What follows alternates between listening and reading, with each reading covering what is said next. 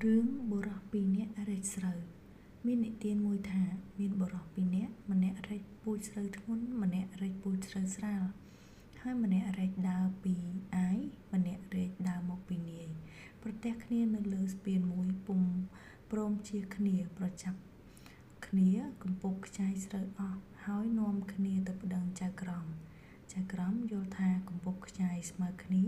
នឹងជំនុំជម្រះកាត់សេចក្តីពុំបានហើយក៏នាំដំណើរនោះទៅក្រាបបង្គំទូលព្រះមហាក្សត្រព្រះរាជាមានបន្ទូលដណ្ដឹងសួរទៅចៅទីមួយថាស្រូវពូជព្រះស្ដែងតើស្រូវអ្វីជាស្រូវធ្ងន់ឬស្រូវស្រាលចៅនោះក្រាបទូលថាស្រូវធ្ងន់ទើបទ្រង់សួរទៅចៅម្ខាងទៀត